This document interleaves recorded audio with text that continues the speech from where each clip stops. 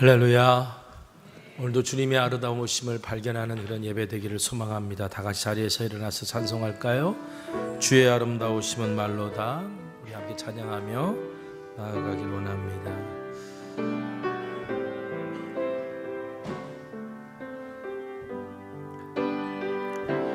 주의 아름다움은 말로다. 형언할 수 없고 주님의 그 놀라우심은 다 표현할 수가 없네. 누가 그 지혜를 깨닫고 누가 깊은 사랑 증량할까. 보좌에 앉으신 주의 위엄 아름다우신 주님,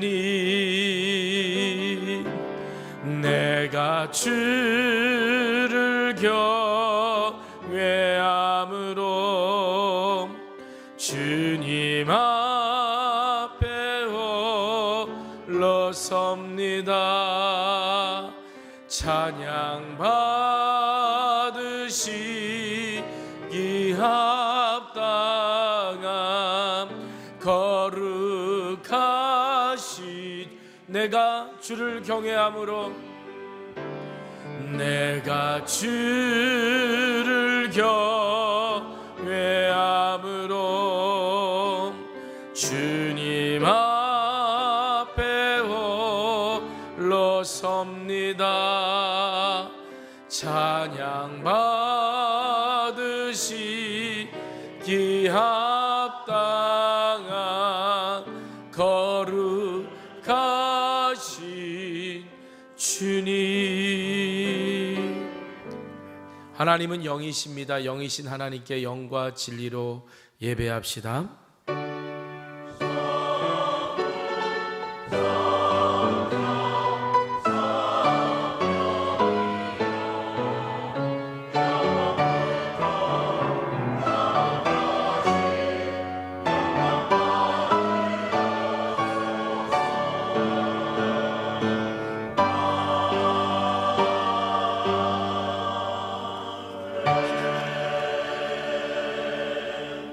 우리 찬송가 28장 찬송하겠습니다.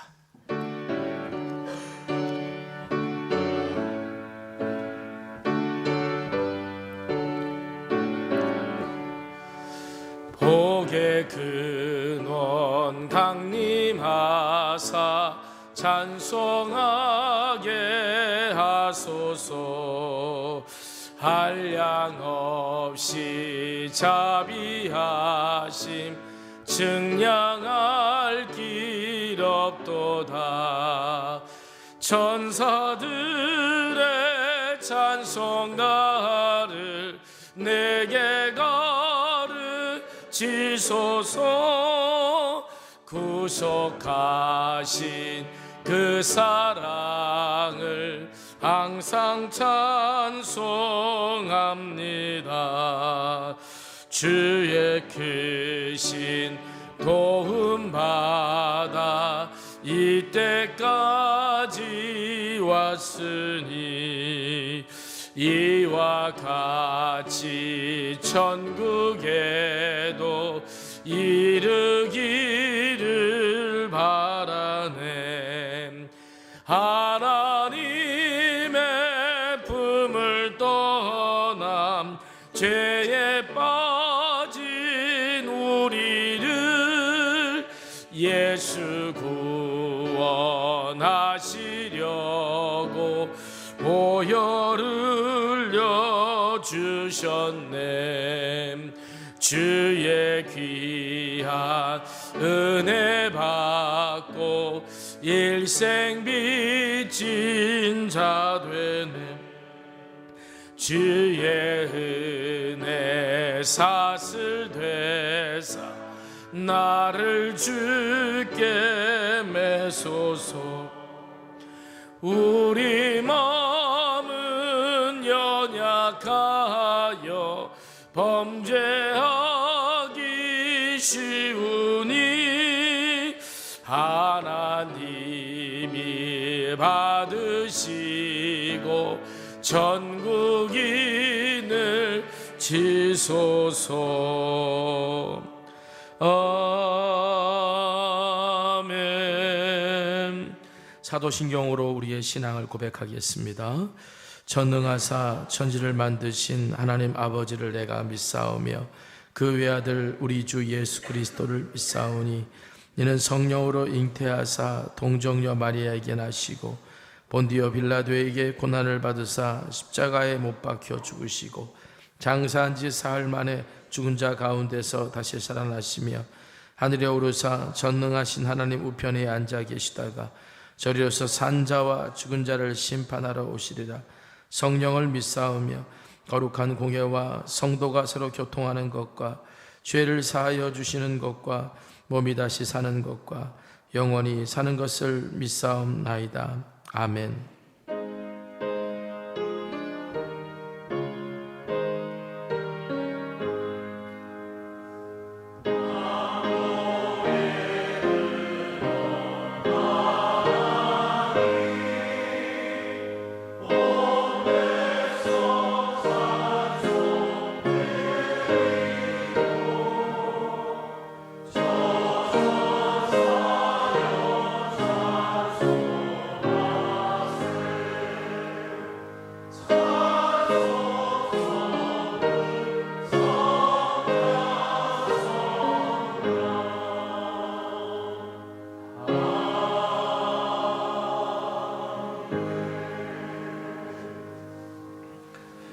찬송가 429장 찬송하겠습니다.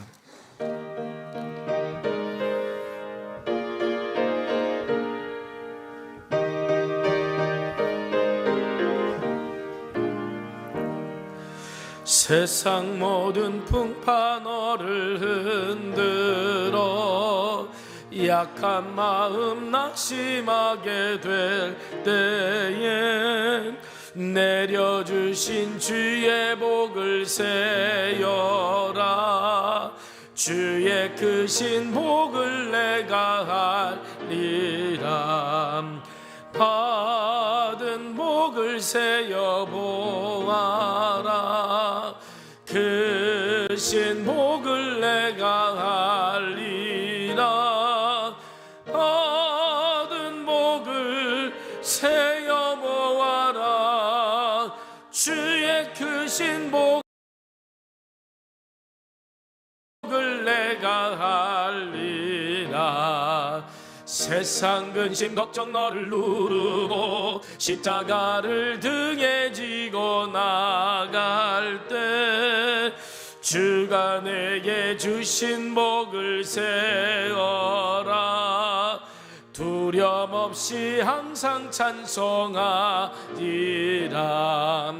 받은 복을 세어 보아라.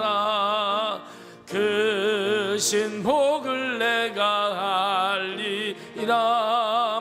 받은 복을 세어 보아라. 주의 크신 복을 내가 하리라.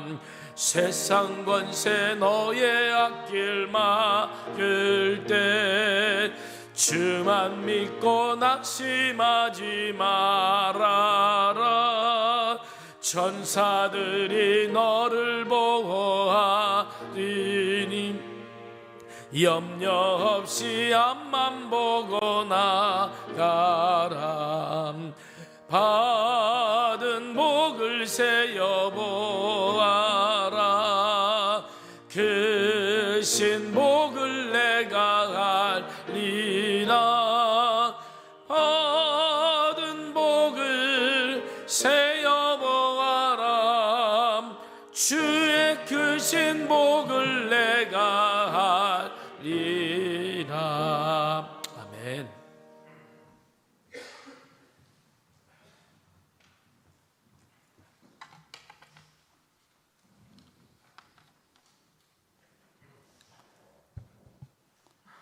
사랑과 은혜가 풍성하신 하나님 아버지, 지난 한 주간도 힘들고 어려운 세상 속에서 한없는 사랑으로 품어주시고 우리의 부족함을 채워주시어 이 자리에 나오도록 인도하여 주신 은혜를 감사드립니다.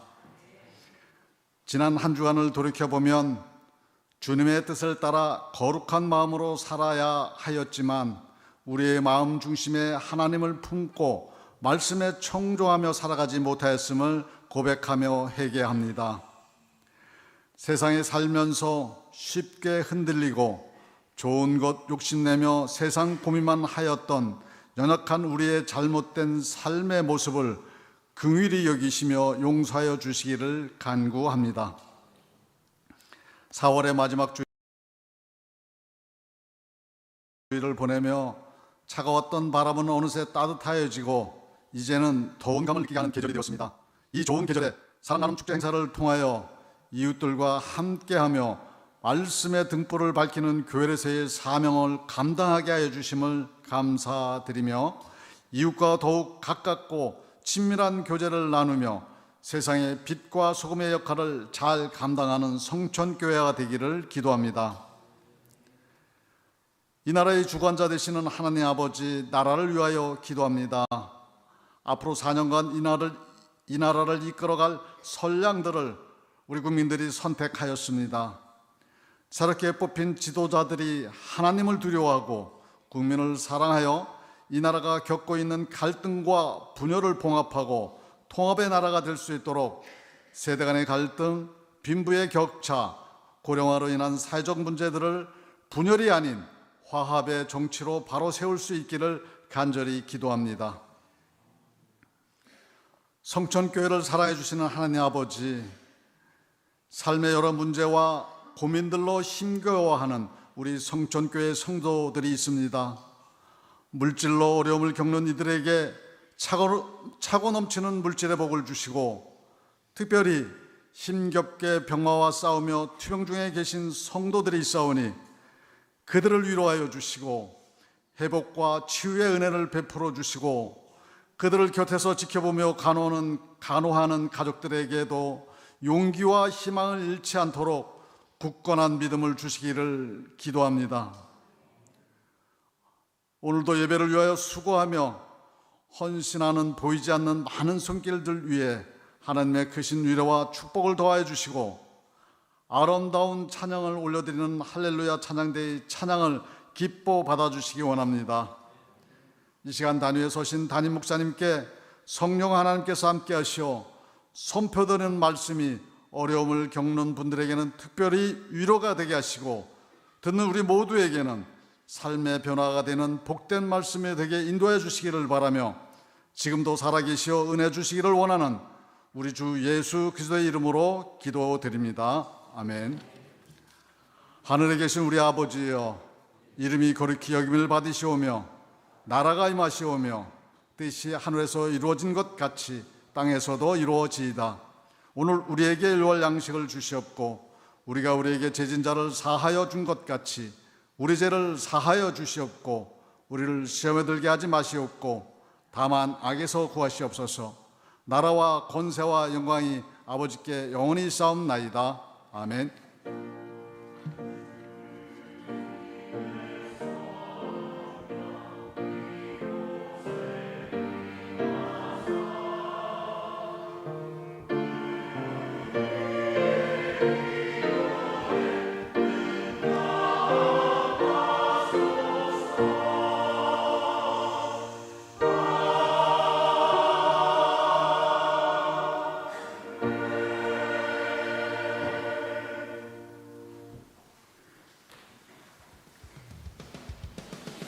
교회는 보아스의 밭이 되어야 돼. 할말 근린공원 그 앞마당도 보아스의 밭이 되어야 될 줄 믿습니다.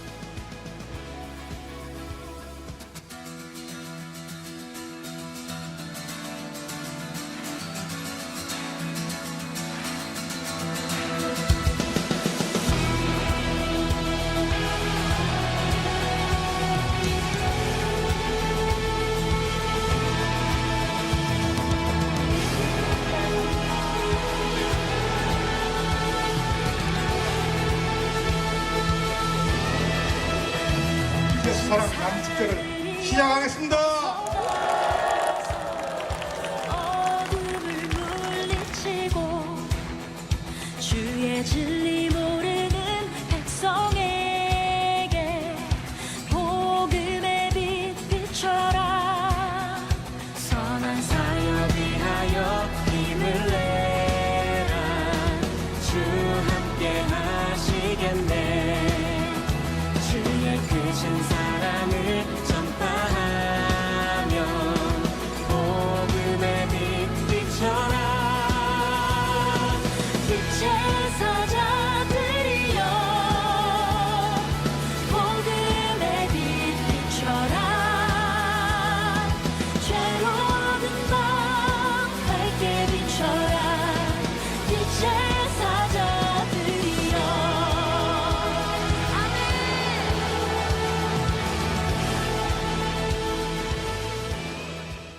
항상 내 곁에 누가 있으니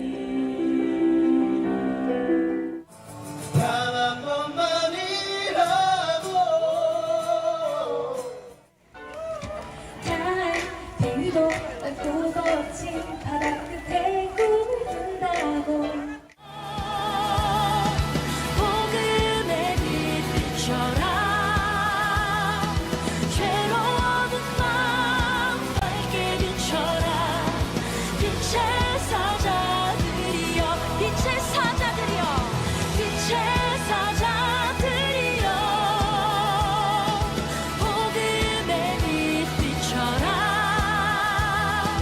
죄로운 밤 밝게 비춰라. 빛의 사자들이여.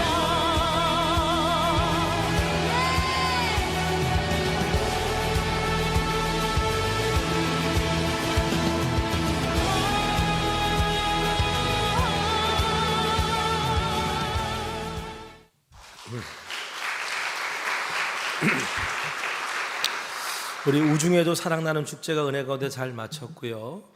그리고 작년보다도 더 풍성한 열매들이 있어서 이번에 지역의 취약계층 아동들의 소원을 들어주는 이번 행사를 통해 우리가 그 작은 그들의 꿈의 보탬이 되는 그런 시간이 되기를 소망합니다.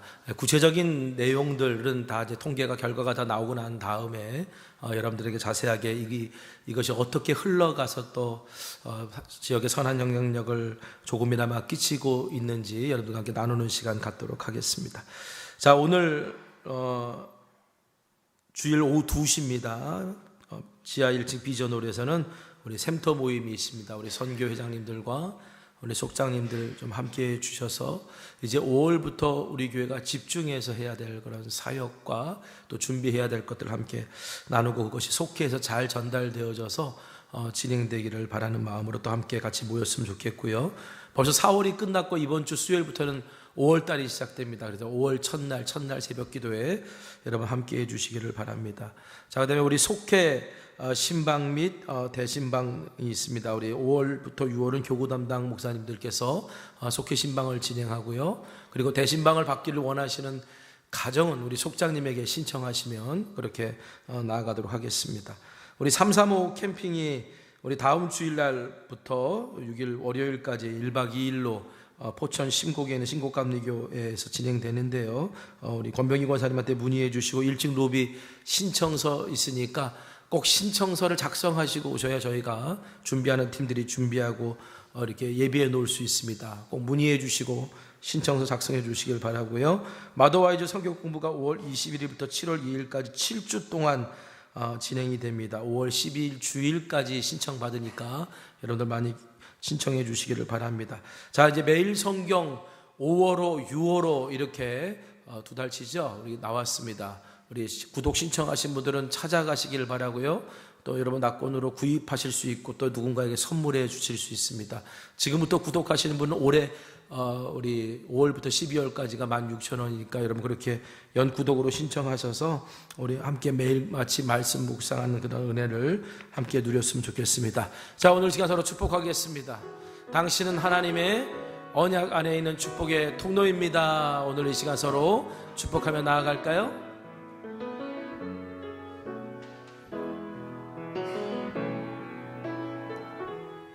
당신은 하나님의 언약 안에 있는 축복의 통로.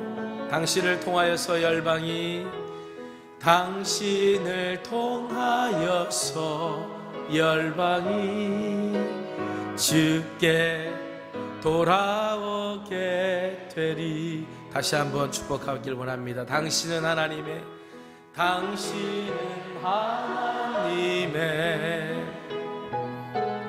언약 안에 있는 축복의 통로. 당신을 통하여서, 당신을 통하여서 열방이 주께 예배하게 되리. 할렐루야. 우리 하나님께 영광 올려드립니다. 아멘. 자, 오늘 우리에게 허락하신 하나님의 말씀은 신명기 33장 1절에서 5절에 있는 말씀입니다. 신명기 33장 1절에서 5절에 있는 말씀을 저와 여러분이 교독합니다. 하나님의 사람 모세가 죽기 전에 이스라엘 자손을 위하여 축복함이 이러하니라. 그가 일렀으되 여호와께서 시내산에서 오시고 세일산에서 일어나시고 바란산에서 비추시고 1만 성도 가운데 강림하셨고 그의 오른손에는 그들을 위해 반짝이는 불이 있도다. 여호와께서 백성을 사랑하시나니 모든 성도가 그의 수중에 있으며 주의 발 아래에서 앉아서 주의 말씀을 받는도다. 우리에게 율법을 명령하였으니 곧 야곱의 총회의 기업이로다. 다같이 여수론의 왕이 있었으니 곧 백성의 수령이 모이고 이스라엘 모든 지파가 함께한 때로다. 아멘.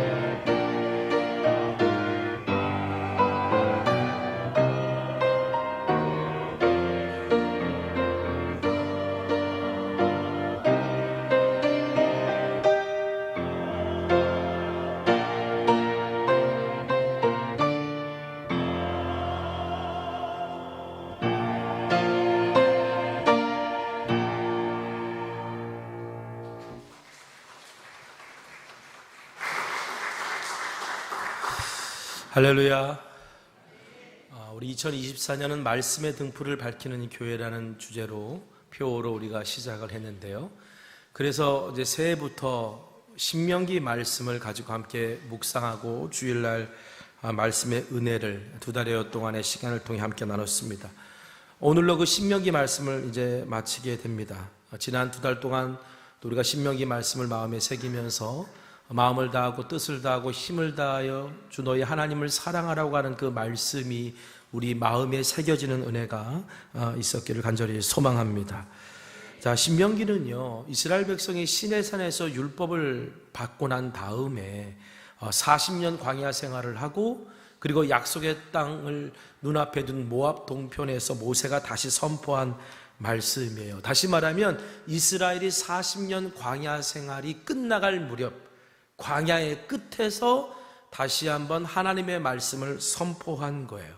40년 전에 주셨던 그 하나님의 말씀을 붙들고 광야에서 살아봤거든요. 그리고 그 광야에서 살아보면서 하나님의 은혜 없이는 살 수 없다라고 하는 그 고백을 가지고 다시 선포한 말씀이 신명기라는 겁니다. 여러분, 출애굽한 이스라엘 백성이 약속의 땅으로 가기 전에 먼저 광야를 지나가야 됐어요. 그런데 이건 이스라엘 백성들의 생각과 계획에는 없었던 겁니다. 광야가 얼마나 힘든 곳이었냐면 이스라엘 백성이 광야를 지나가다가 차라리 옛날 애굽에서 노예 생활했던 것이 훨씬 나았다, 애굽으로 돌아가고 싶다라고 말할 정도로 광야는 힘든 곳이었어요. 홍해가 갈라지는 그 어마어마한 기적을 경험하고도 광야 사흘길을 못 견뎌서 불평하고 원망할 만큼 광야는 힘든 곳이었어요. 그래서 이런 말이 있습니다. 광야는 복을 구하는 곳이 아니라 은혜를 구하는 곳이라고. 광야에서 살아가는 인생은 하나님의 은혜 없이는 단 하루도 살 수 없기 때문에 복이 아니라 은혜를 구하는 곳이 광야라는 말이에요. 여러분, 하나님께서 이스라엘 백성에게 내가 너희를 젖과 꿀이 흐르는 땅으로 인도한다고 하셨는데 왜 그토록 힘든 광야로 먼저 인도하신 것일까요? 자, 하나님께서 약속하신 땅이 가나안 땅이에요. 그런데 이 약속에는요, 축복의 약속도 있지만 저주와 심판의 약속도 함께 있다는 걸 알아야 돼요. 하나님의 말씀에 순종하면 그 약속의 땅은 축복의 땅이 될 거예요. 젖과 꿀이 흐르는 축복의 땅이 될 거예요. 그런데 하나님의 말씀에 순종하지 않으면 그 약속의 땅은 심판과 저주의 땅이 될 거예요. 그래서 하나님께서는 이스라엘에게 그 약속하신 땅에서 이스라엘이 하나님의 약속하신 복을 누리며 살게 하시기 위해 먼저 광야로 인도하셨어요. 왜냐하면 광야야말로 하나님의 말씀을 듣고 배우는데 가장 최적화된 장소이기 때문입니다. 광야, 히브리 말로는 미드바르예요. 다바르라고 하는 히브리 말에서 나왔어요. 다바르는 입말이란 뜻이거든요. 그러니까 광야라는 말, 이 미드바르는 하나님이 말씀하시는 곳이라는 뜻이 있습니다. 그러니까 광야만큼 하나님의 말씀이 잘 들리는 곳이 없다는 거예요. 우리가 도시에 살다 보면 별을 못 보죠. 하늘에 별이 있지만 그러나 워낙 많은 불빛들이 그 우리들의 시야를 가리고 하기 때문에 별을 못 보는 거예요. 그러나 산으로 들어가거나 도시에 불빛이 없는 산으로 나아가면 별이 잘 보여요. 마찬가지예요. 여러분, 하나님이 우리에게 지금 말씀하시고 하나님이 우리에게 가르치고 계시는데 오늘 우리는 수없이 많은 유혹과 또 우리의 시선을 빼앗고 우리의 귀를 미혹하는 그 수많은 소리 때문에 하나님의 음성을 듣지 못하는 거예요. 그런데 광야라는 곳은요, 하나님의 음성을 들어야만이 살 수 있는 곳이고 하나님의 은혜 없이는 살 수 없는 곳이기 때문에 조그마한 신호라도 하나님, 혹시 오늘 예배 중에 나오셔서 오늘 내가 뭔가 응답받아야 되는데 오늘 이 주일 설교 말씀을 통해 정말 하나님의 응답이 좀 있었으면 좋겠다라고 사모하는 마음으로 오신 분들은 이 설교 말씀을 엄청 잘 경청하실 거예요. 그렇죠? 왜요? 그 말이 들려야 내가 사니까. 광야야말로 하나님의 음성이 들려야만이 사는 곳, 하나님의 음성을 들어야만이 사는 곳이기 때문에 여러분, 광야는 하나님의 말씀을 듣고 배우기에 최적화된 장소였다는 거예요. 이 광야에서 사람은 낮아지고 겸손해집니다. 그래서 하나님께서 이스라엘 백성을 광야로 인도하신 다음에 40년 동안 그들을 만나로 먹이셨어요. 그래서 성경은 이렇게 고백합니다. 신명기 8장 3절 같이 읽어볼까요? 자, 시작. 너를 낮추시며 줄이게 하시며 또 너도 알지 못하며 내 조상들도 알지 못하던 만나를 내게 먹이신 것은 사람이 떡으로만 사는 것이 아니요 여호와의 입에서 나오는 모든 말씀으로 사는 줄을 내가 알게 하려 하심이라. 사람이 떡으로만 사는 거 아니다. 떡 없이 살 수 있다는 얘기가 아니에요. 이런 먹는 거 중요하잖아요. 의식주 중요하잖아요. 사람이 그러나 떡으로만 사는 것이 아니에요. 하나님의 말씀이 있어야 산다라는 걸 하나님께서 가르치시기 위해서 이스라엘 민족을 낮아지게 하시고 줄이게 하셔서 만나를 통해 그것을 훈련시키셨다는 거죠. 다시 말하면 광야는 내 방법과 의지와 생각을 내려놓고 하나님의 말씀으로 사는 법을 배우는 것, 이것이 바로 광야였어요. 모세가 이스라엘 백성들을 요단 동편에 모아놓고 이렇게 말해요. 신명기 8장 4절에 이 40년 동안에 내 의복이 헤어지지 아니하였고 내 발이 부르트지 아니하였다. 여러분, 어떻게 광야 40년을 지나면서 옷이 헤어지지 않을 수 있을까요? 광야의 거친 길을 걸어갔는데 어떻게 발이 부르트지 않을 수 있었을까요? 여러분, 광야에서 무슨 옷을 사입을 곳이 있습니까? 옷을 만드는 곳이 있습니까? 그런데 어떻게 옷이 헤어지지 않을 수 있었을까요?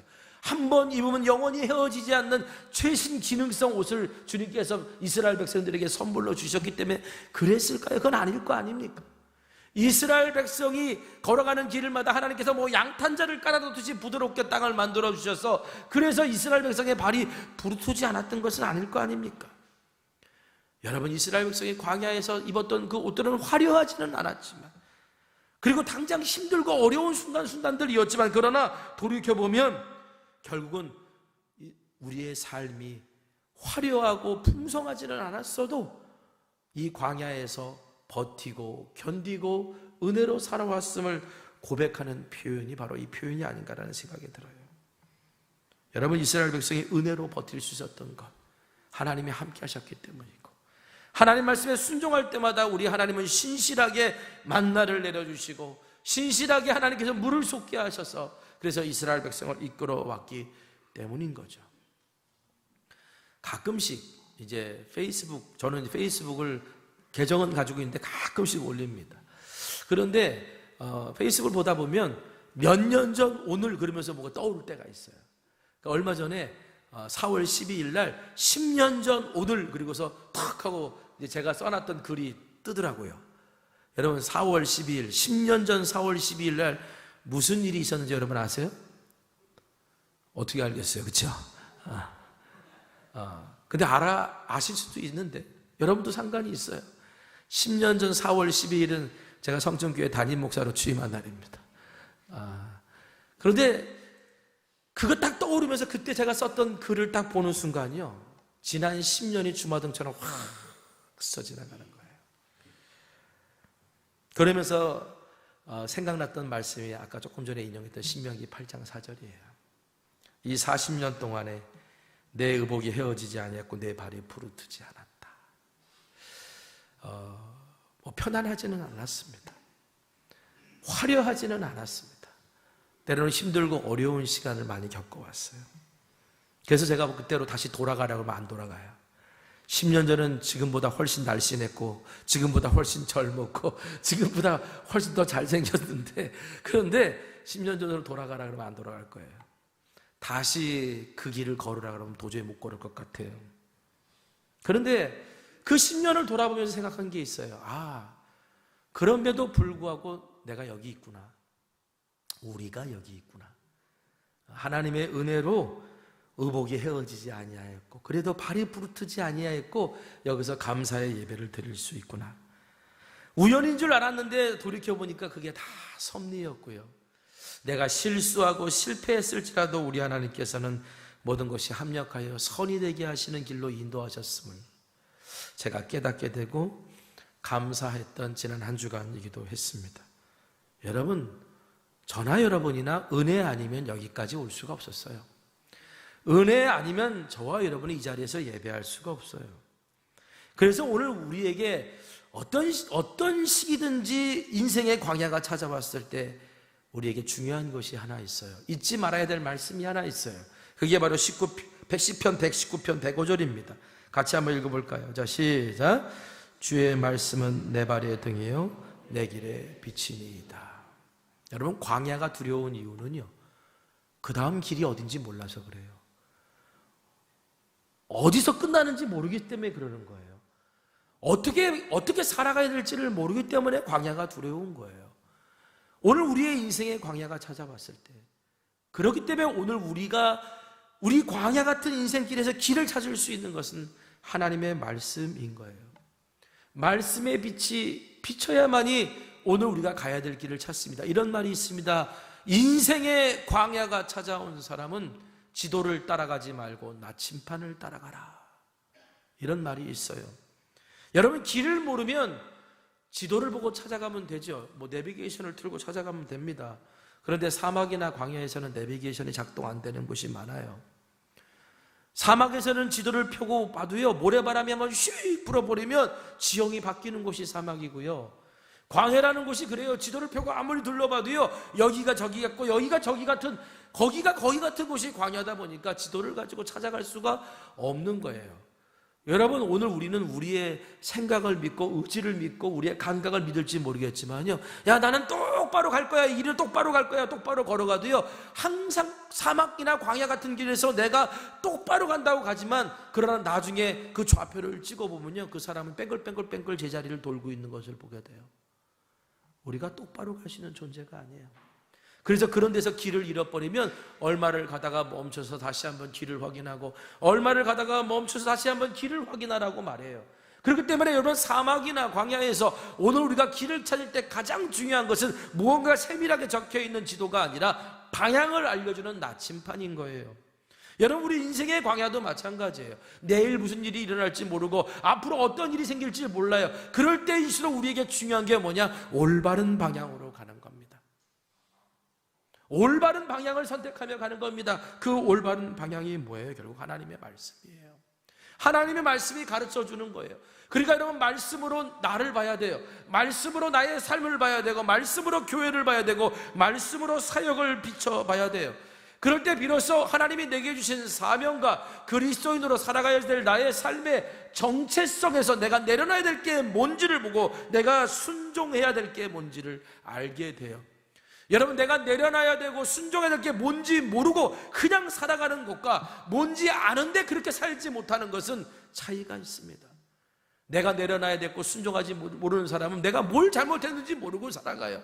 그런데 내가 무엇을 내려놓고 무엇을 순종해야 되는지 알지만 나의 연약함 때문에 그렇게 하지 못해서 마음이 괴롭게 살아가는 사람들은 하나님 앞에서 다시 한번 말씀에 순종하는 법을 배우고, 결국 내가 아니라 나의 힘이 아니라 하나님의 은혜로 살아간다는 것을 고백하며 살아가게 되는 거예요.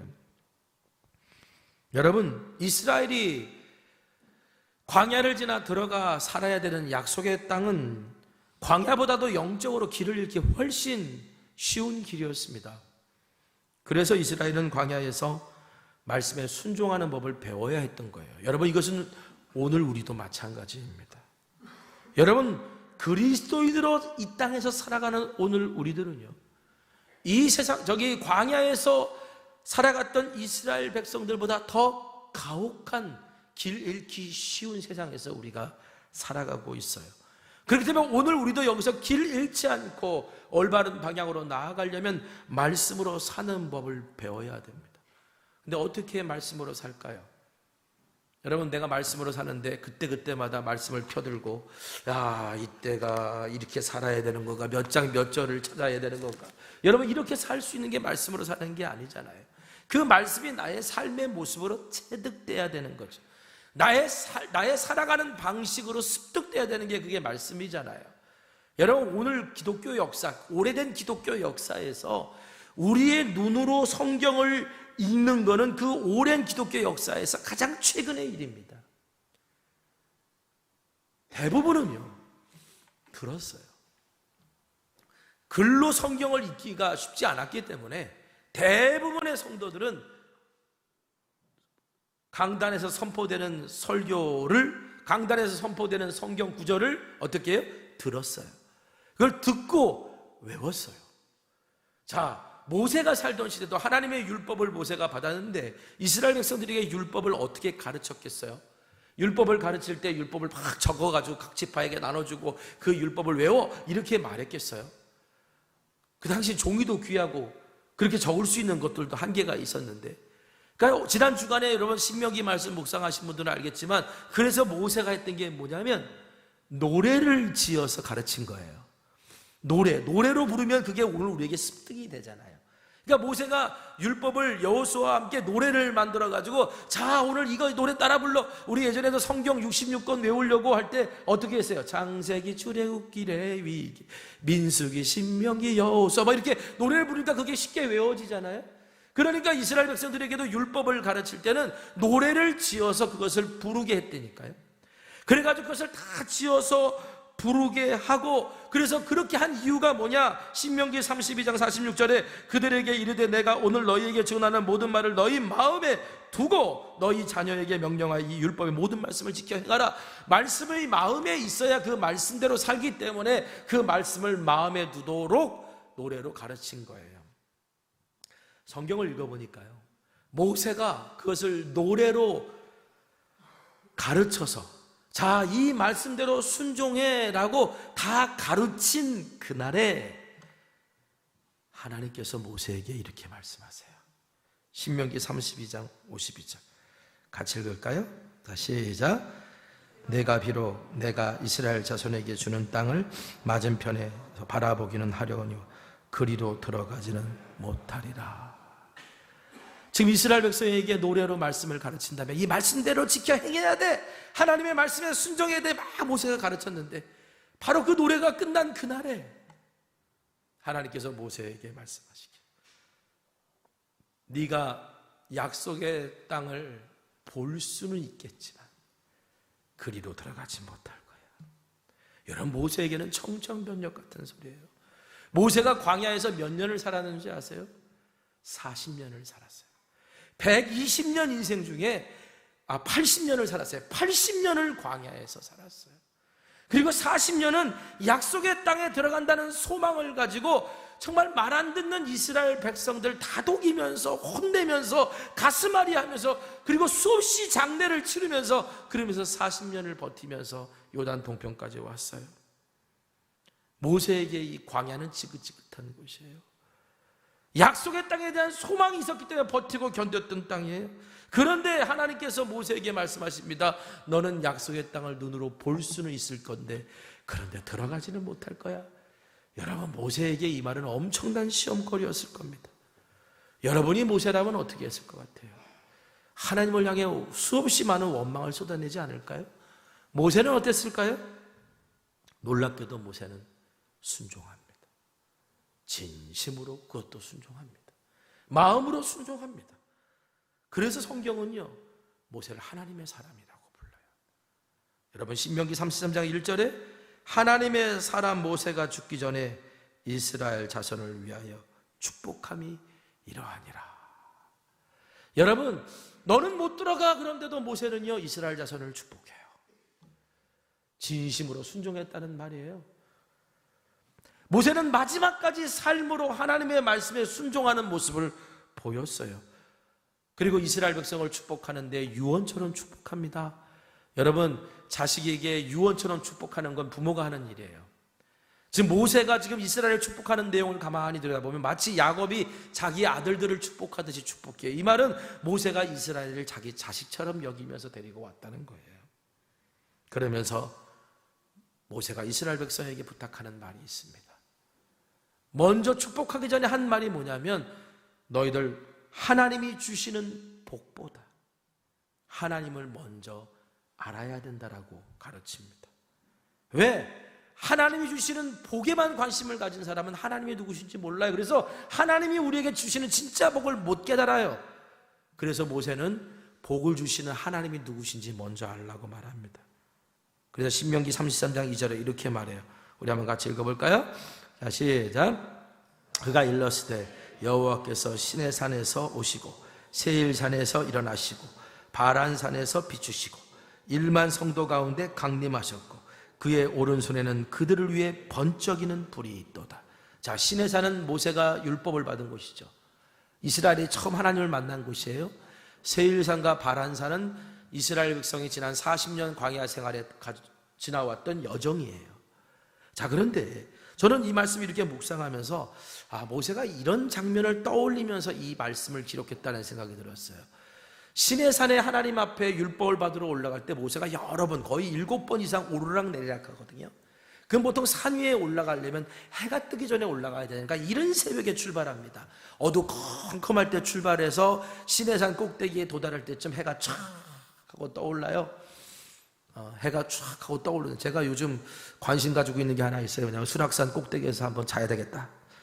그래서 해 뜨는 것을 좀 한번 봐야 되겠다. 그래서 같이 갈 사람 그랬더니 다 동의를 안 해요. 그래서 동의할 사람 몇 명 찾으면 수락산 정상에서 비박을 좀 한번 해보려고 그러는데, 그런데 딱 산에 딱 올라가면 해가 쫙 뜨면서, 여러분 그 시내산 광야는요, 시내산 광야는 그냥 척박한 곳이에요. 근데 광야에 해가 떠가지고 쫙 비치는 광경은 너무너무 멋있어요. 지금 모세가 그걸 상상하는 거예요. 시내산에서 해가 떠올라서 쫙 비치는데, 그 쫙 비치는 게 마치 하나님의 임재처럼 느껴져서 2절에 1만 성도 가운데 강림하셨고, 하나님 많은 백성들, 거룩한 백성들의 강림하셨는데, 그 빛으로 임하신 하나님의 오른손에는 불이 있더라. 근데 그 불이 뭐냐면 불타오르는 율법이 있더라. 여러분, 결국 시내산에서, 세일산에서, 바란산에서 그렇게 막 비춰지면서 이스라엘 백성이 약속의 땅으로 가는 그 상징적인 그 장면에 그 이끌었던 빛은 태양이 아니라 그 태양보다도 훨씬 밝은 하나님의 빛, 말씀의 등불이었다는 거예요. 여러분, 이스라엘이 결국 말씀의 등불을 앞세우고 약속의 땅까지 왔다는 뜻입니다. 그렇다면 여러분, 하나님께서 왜 말씀의 등불을 지켜두시고 이스라엘 가운데 함께 하시며 오신 걸까? 성경은 이렇게 말합니다. 신명기 33장 3절이에요. 같이 읽어보겠습니다. 자, 시작. 여호와께서 백성을 사랑하시나니 모든 성도가 그의 수중에 있으며 주의 발 아래에 앉아서 주의 말씀을 받는도다.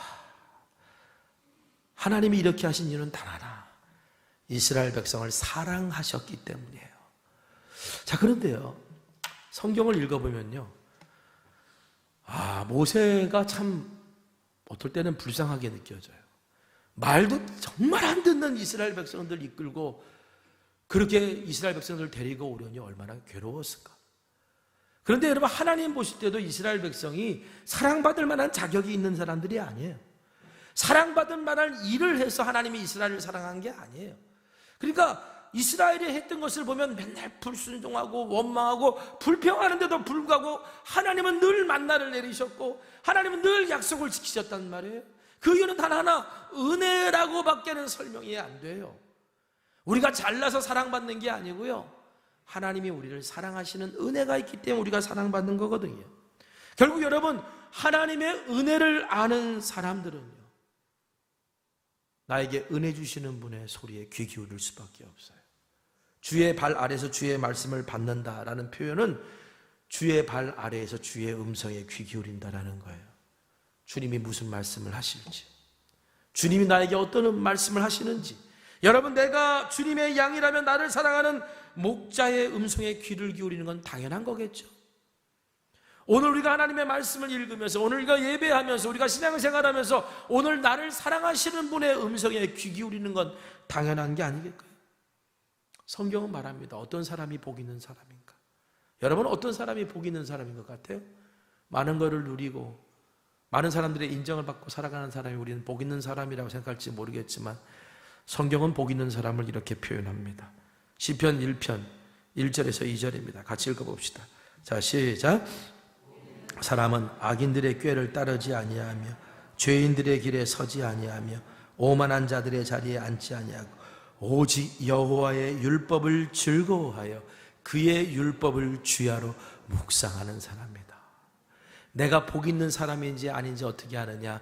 하나님의 말씀에 귀 기울이는 걸 즐거워하고 하나님의 말씀이 내 안에 있는 것을 기뻐할 수 있다면 오늘 나는 복 있는 사람이라는 거예요.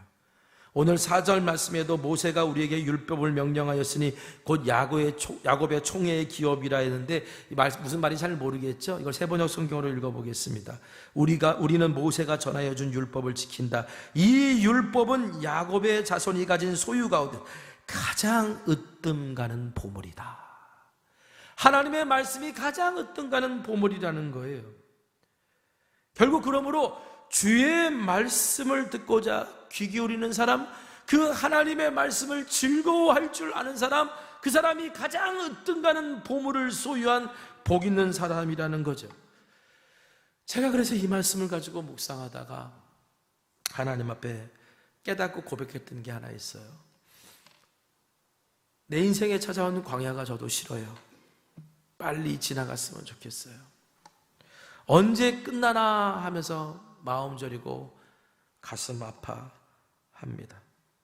그런데 오늘 말씀 묵상하면서 곰곰이 생각해 보니까 그 광야마저도 저에게는 복이더라고요. 왜일까요? 주의 말씀에 귀 기울이고 하나님의 은혜 아니고 하나님의 말씀 아니면 살아갈 수 없다라고 그 말씀이 얼마나 중요한지 고백하며 살게 하는 곳이 광야이기 때문에 그 광야마저도 나에게는 복이구나 라는 것을 고백하게 되었습니다. 여러분, 모세가 이스라엘 백성들을 축복하고 난 다음에 그리고 나서 이렇게 말해요. 신명기 33장 29절입니다. 같이 읽어볼까요? 자, 시작. 이스라엘이여 너는 행복한 사람이로다. 여호와의 구원을 너같이 얻은 백성이 누구냐? 그는 너를 돕는 방패시요 내 영광의 칼이시로다. 내 대적이 내게 복종하리니 내가 그들의 높은 곳을 밟으리로다. 이스라엘이여 너는 행복한 사람이로다. 모세가 이스라엘 백성들을 축복하고 난 다음에 너희들이야말로 행복한 사람이야. 왜? 하나님이 너를 보호하시고 있고 하나님의 가장 귀한 보물인 약속의 말씀을 너희들이 받았고 그 말씀을 기업으로 삼아 이 광야의 끝에 서 있는 너희들이야말로 행복한 사람이다. 여러분, 이렇게 전하는 모세는요, 어떻게 보면은 그 이스라엘 백성들 중에 가장 현재는 불행한 사람이죠. 왜? 모든 이스라엘 백성은 다 가나안 땅에 들어가는데 모세 자신만 못 들어가잖아요. 그러면 혹시 모세가 야 너희들은 좋겠다, 너희들은 가나안 땅에 들어가고 나는 못 들어가니 너희들은 행복한 사람이구나, 나는 지지리도 복도 없는 사람이구나, 이런 의미로 쓴 말이 아니에요. 모세도요 행복해서 한 말이에요. 지난 40년 동안 힘들고 어렵게 여기까지 왔는데 하나님의 말씀이 허상이 아니라 실상인 것을 이 자리에서 확인하게 되는구나. 내 자손과 자식과도 같이 살아가는 이스라엘이 들어가서 복을 누리는 것을 내가 보게 되니 나야말로 행복한 사람이구나. 모세도 이렇게 고백했던 거예요. 여러분, 이것은 우리에게도 마찬가지입니다. 신명기에서 하나님이 이스라엘과 맺은 언약은 우리와 맺은 언약이시기도 해요.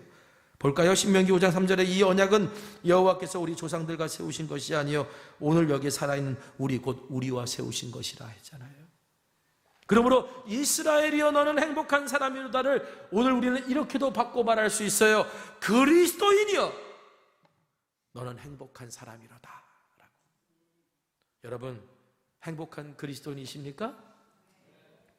광야 같은 세상을 내가 아무리 살고 있더라도 받은 복을 한번 세워보세요. 하나님은 나에게 어떤 복을 주셨는지. 내가 40년 동안 지나온 삶에서 내 옷이 헤어지지 않고 발이 부르트지 않게 하신 하나님의 은혜가 무엇인지 버티고 견뎌서 여기까지 오게 하신 하나님의 은혜를 한번 생각해 보세요. 우리가 그리스도인으로서 정말 행복한 사람이 되려면 우리가 주의 말씀에 귀 기울이고 그 하나님의 말씀 따라 사는 것이 즐겁고 행복합니다라는 그 고백이 우리 가운데 있어야 될 줄 믿습니다. 세상이라는 광야에서 주의 말씀에 귀 기울이고 주의 말씀의 가치를 말씀의 순종함으로 한번 확인해 보시기를 바랍니다. 그리고 그 말씀에 순종할 때 타오르는 말씀의 등불로 인해 나는 행복한 그리스도인입니다라고 사람들에게 드러내 보일 수 있는 저와 여러분 되기를 주님의 이름으로 축원합니다. 기도하겠습니다. 함께 기도합시다. 혹시 여러분 가운데 건강의 광야, 경제의 광야, 어떤 관계의 광야, 시험의 광야, 크고 두려운 광야, 내일을 알지 못하는 그 광야 가운데 살아가는 자가 있다면 오늘 이곳에서 주의 음성을 듣고 주의 율례를 기뻐할 수 있는 행복한 그리스도인이 먼저 되게 해 주십시오라고 오늘 이 시간 고백하고 기도했으면 좋겠습니다. 우리 다 같이 한번 기도할까요? 거룩하신 아버지 하나님 감사합니다. 오늘도 이 시간 우리에게 허락하시는 귀한 은혜의 말씀을 우리가 함께 누리기를 소망합니다. 하나님 함께 하셔서 아버지 우리가 깨달아 알게 하여 주시고 오늘 나의 지난 삶을 돌아보며 하나님은 실수가 없으셨습니다. 하나님은 오늘 우리의 의복을 헤어지지 않게 하셨고 그리고 우리의 발이 부르트지 않게 하셨습니다.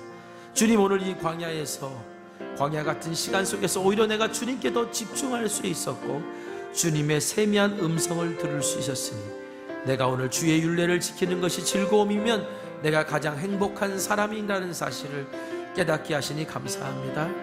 바로 그 광야를 지나며 주님께서 우리에게 허락하신 그 은혜를 깨닫는 주의 자녀들 되게 하여 주시옵소서. 예수님의 이름으로 기도했습니다. 아멘.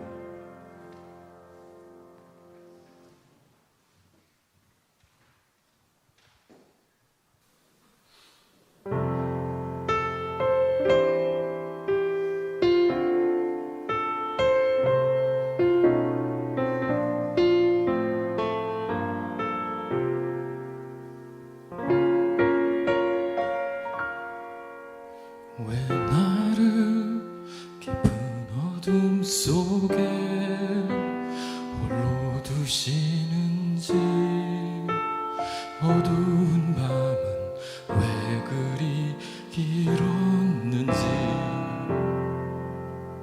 나를 고독하게 나를 낮아지게 세상 어디도 기댈 곳이 없게 하셨네.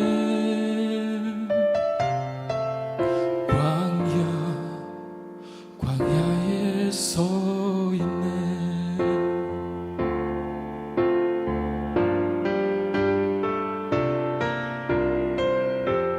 주님만 내 도움이 되시고 주님만 내 빛이 되시는 주님만 내 친구 되시는 광야 주님 손 놓고는 단 하루도 살 수 없는 곳 광야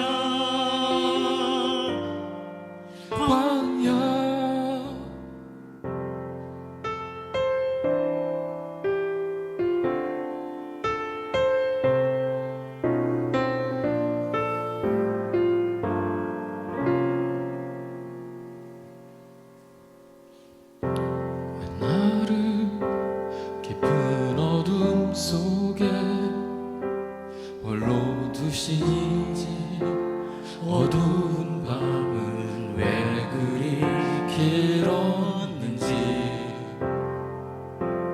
나를 고독하게 나를 낮아지게 세상 어디도 기댈 곳이 없게 하셨네.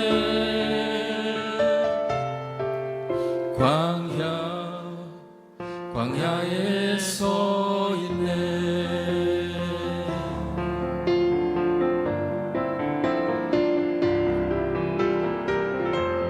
주님만 내 도움이 되시고 주님만 내 빛이 되시는 주님만 내 친구 되시는 광야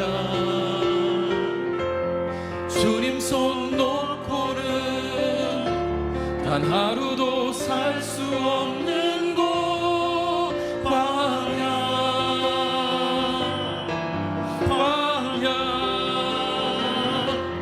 주께서 나를 사용하시어 나를 더 정결케 하시고 나를 택하여 보내신 그곳 광야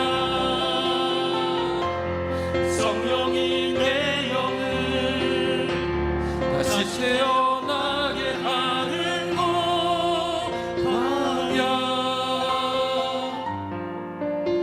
광야에 서 있네.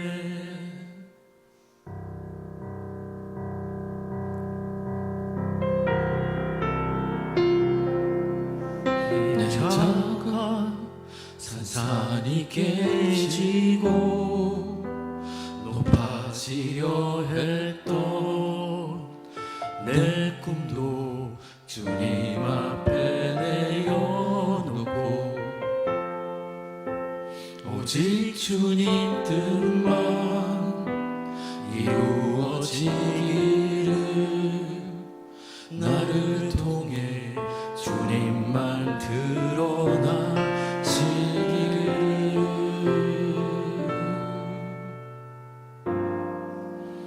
광야를 지나며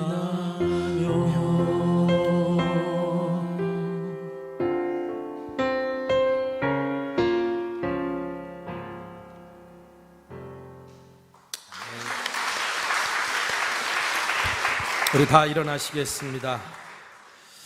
기도하겠습니다. 사랑의 하나님, 광야를 지나며 우리가 걸어왔던 시간과 길들을 생각해 봅니다.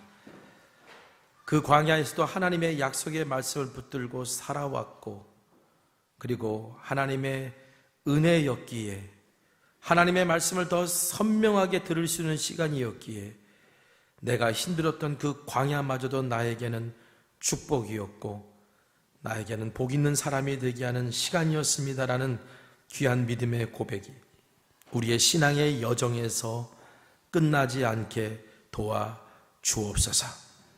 오늘도 주님 앞에 드려진 귀한 예물, 마음의 소원과 간절한 기도의 제목 가지고 나아가기를 원하는 주의 자녀들에게 오늘도 은혜와 복을 더하여 주시옵시고, 혹시 건강의 광야, 경제의 광야, 또 다른 시련의 광야 앞에 던져진 이들이 있다면 그곳에서 주님의 세미한 음성을 듣는 복 있는 사람 될 수 있도록 주님 인도하여 주시옵소서. 오늘도 주 앞에 드려진 귀한 예물 감사함으로 드리고 나아갈 때 하나님께서 채워주시는 은혜가 넘치게 하옵소서.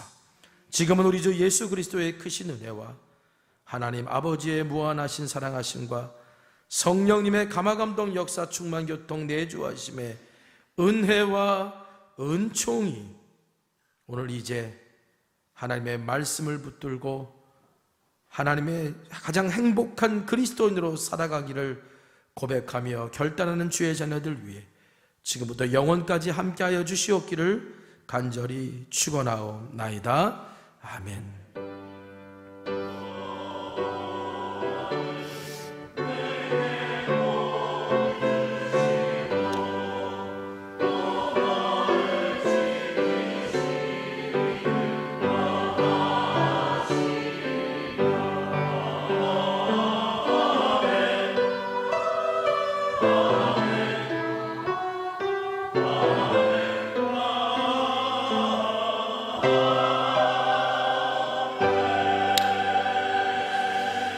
찬양하겠습니다.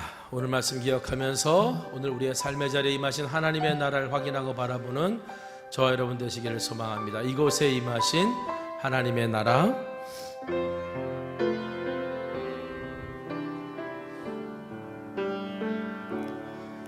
이곳에 임하신 하나님 나라, 가난한 마음으로 바라보리라. 먼저 그 나라 그 뜻 구하며 나의 삶 드리리. 주님이 맡기신 하나님 나라, 믿음의 눈으로 바라보리라. 하늘의 뜻이 이 땅 가운데 완성될 그날까지 믿음 다하여 그 위에 서리라. 하나님의 나라는 무너지지 않으리. 믿음 다하여 그 나라 세워가리라. 주님 곧 오실 때까지 믿음 다하여 믿음